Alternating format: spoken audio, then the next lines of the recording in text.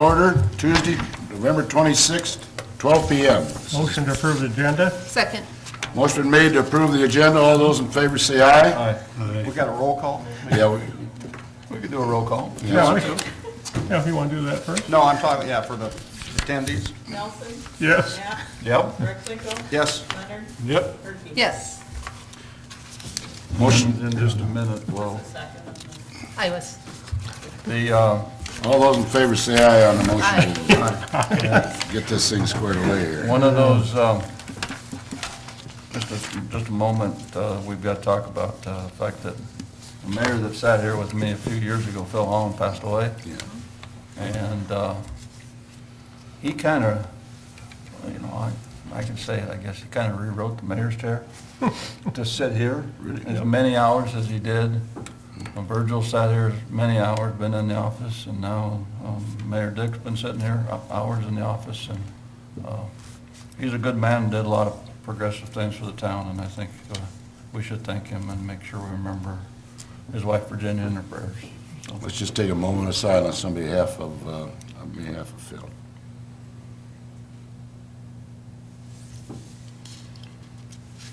Okay.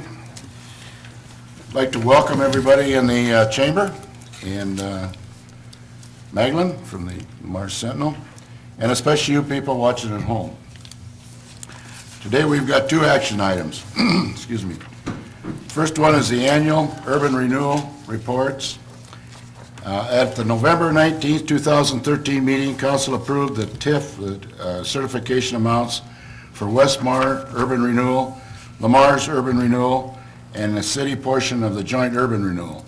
Former approval of the completed annual urban renewal reports required before it can be submitted to the state. The final reports will be available at the meeting, in which I think you have, right? So at this time, I would entertain if there's no questions, I'd entertain a motion to... motion approving the City of Lamar's annual urban renewal reports. Second. Motion been made and second approving the City of Lamar's annual urban renewal reports. All those in favor say aye. Aye. Opposed? Motion carried. The second item on the agenda, on the action item, is the Iowa 3 West Trail STP Enhancement Project. DGR has prepared the final plans for the Iowa 3 West Trail STPE project. Plans were provided at the November 19th, 2013 council meeting. The cost and estimated breakdown is attached.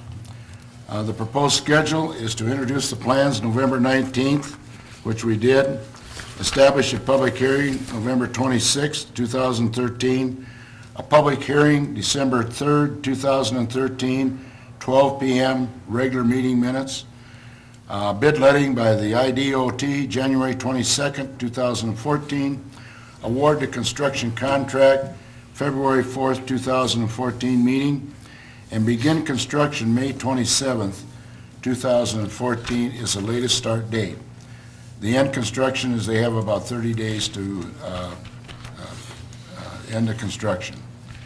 DGR recommends the approval. City staff recommends the approval to proceed with the public hearing. Before we start, set a date on that as December 3rd. I'd like to poll and make sure that all council members are available that date. I will be unavailable on the 3rd, but would be available on the 17th. Okay? You want to change it to the 17th? I would suggest that, but Is that agreeable with council? Yep. December 17th. That's the public hearing date, right? Right. Okay. Any other questions or comments? I guess, just comment before we vote, since the last council meeting, I've been contacted by at least 20 people, all not favoring proceeding with this project. Based on that, I don't know what I can deduce as far as what the general public feels, but I would suggest that if this moves to hearing, that the people in Lamar's contact their council people, let them know how they feel about it, and that the hearing date, which would be the 17th of December, that I encourage people to be here and make comment. I agree. In which case, it probably is good to move it out because that gives people more Right. time to get it on their calendars. What a public hearing is. That's right. I've always asked for more public input than less, so That'd be good, and by moving it out that far, We could have refreshments. yeah, yeah. Coffee and cake. Any other questions? motion establishing December Ben? Hold on one second. I guess I have a question. I Why don't live upriver from where you're gonna build the bridge, and I just have a question as how it's gonna be built. A couple, 3 or 4 inches more water this spring would have made a difference for me. And I just wonder how that's gonna be constructed so that it doesn't obstruct the flow of the river. You've got the bike stuff out there with all kinds of mounds of dirt, and then you're gonna build a bridge across there, and I don't imagine it'll be at bank level, but most likely raised. And if it's gonna be raised, I don't know how it approaches the river. Is that gonna become a berm, or is that gonna slow the flow of the water? Or has any study been done on anything like that to find out how it's gonna impact, the flow of the river? I'm gonna turn that over to Scott, Ben, because I Okay. think Scott has got And, the printings, the drawings and everything. Okay. I don't know, Jason, if you can,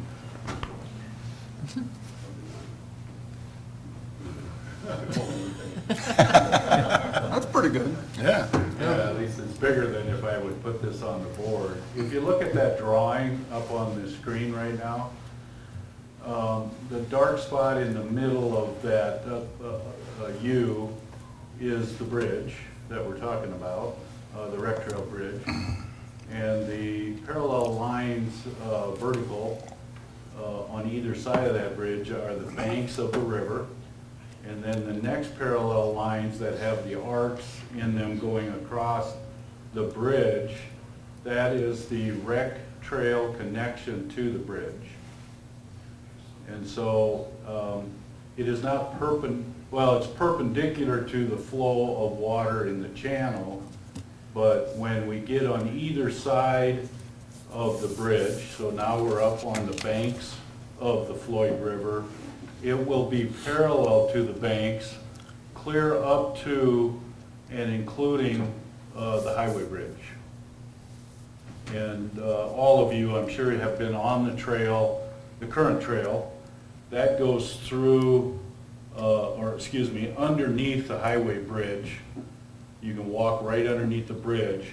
On the east side, this new trail will connect to that point where it's coming out from underneath the highway bridge.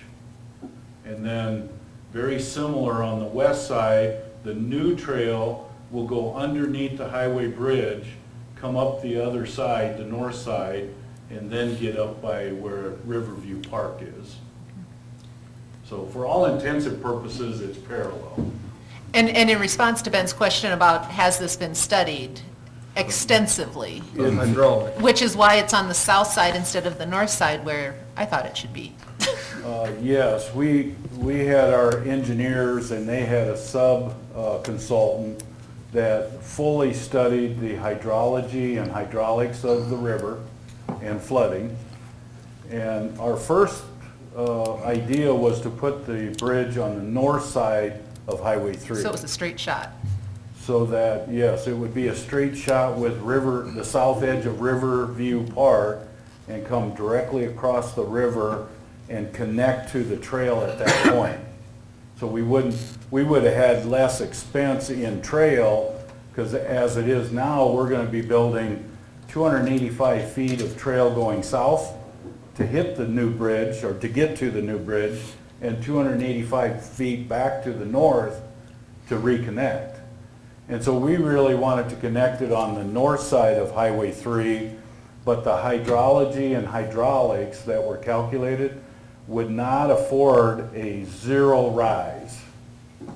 And the zero rise bin is what you're after.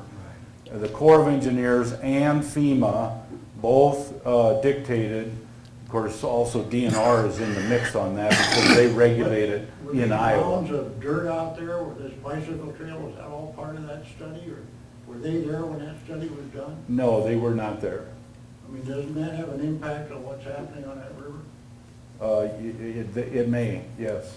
I guess I'd be interested in knowing how that combination and this combination how that works out. Well, this trail and its bridge and any fill or cut, that was fully studied, and it's zero rise.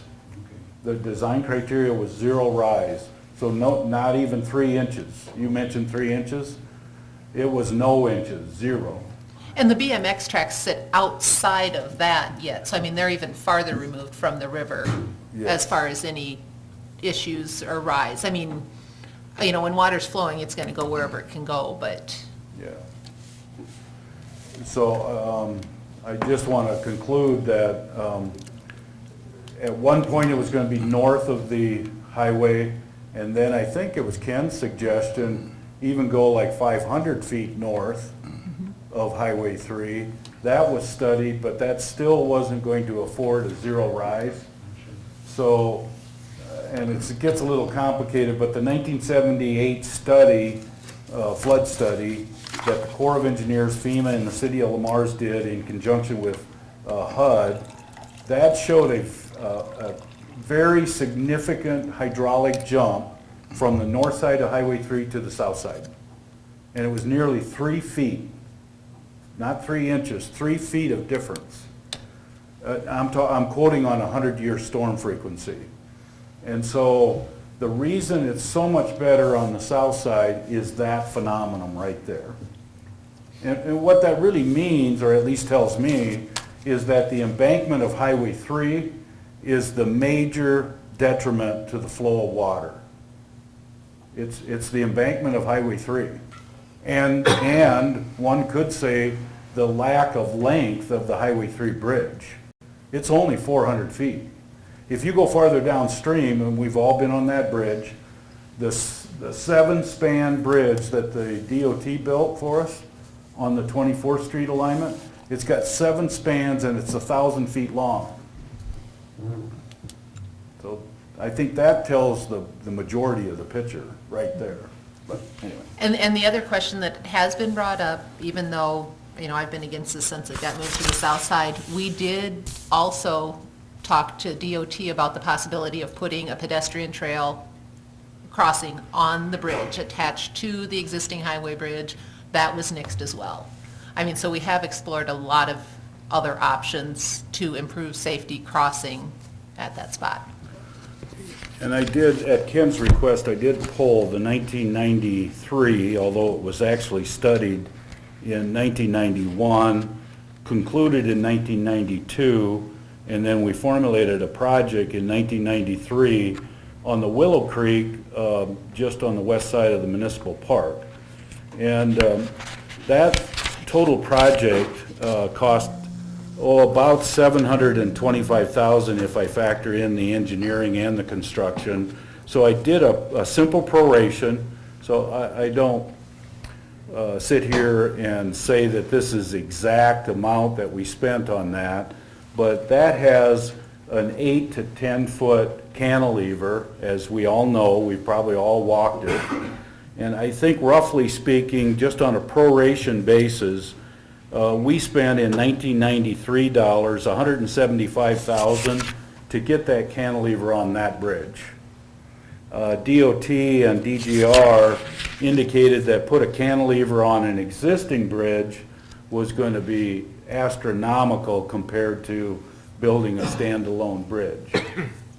And so that's why we scrapped that idea, is it was going to be figures all the way from 600,000 on up in order to get it attached to the existing bridge. But that would be the least amount of detriment or obstruction in the flow of floodwaters. Well, that answers that answers my question. I'm just thinking, you know, what they ought to do is, I'm not in favor of the bridge for one thing, but what they ought to do is just put a little booth out there with heat and a phone, and when you want somebody to cross that bridge, you could just call the buses, and you could haul 100,000 people across there, you know, before you, for what you're gonna spend on a bridge. I just thought it might be, or if it's We $4 probably have to a- charge them though, Ben. Pardon? We probably have to charge them to haul them over. Just give them a voucher and put them in, on the bus and send them to town, you can do 100,000 of them. Thanks, Ben. Thank you. I think when, oh, excuse me, go ahead, Scott, go ahead. just a couple other comments. This issue did come back before the council a couple more times as far as extending the contract with DGR, and then finally, also the whole concept of wetlands, if you recall. We have, you approved going through with the expenditure of both of those. Next, I do want to point out that Lamar's investors, who really platted, and God rest his soul, also is Bob Michaels, if you recall, he sat on our council at that time.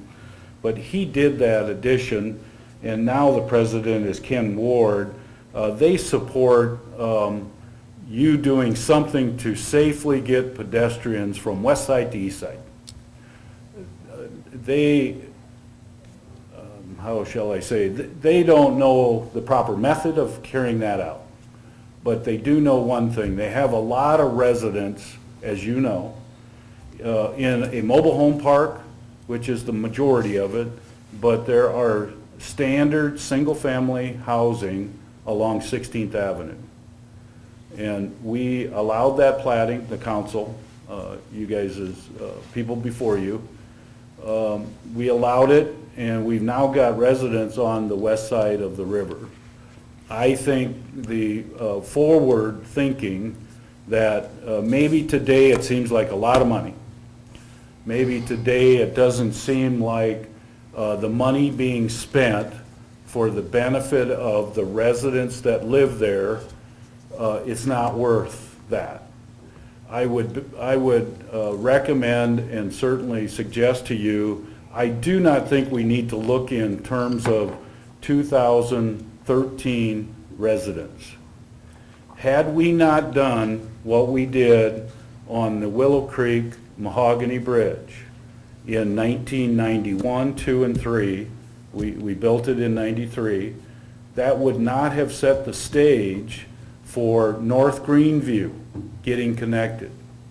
It would not have set the stage for a 9-mile rec trail. We needed that connection. We needed that crossover.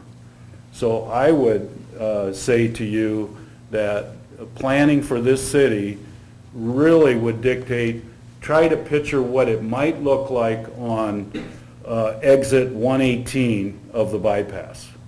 What might that look like, not today, but in 2033, 20 years down the road? I think that's what we need to consider here, is not so much the current resident status, but what it might be 20, 25 years down the road.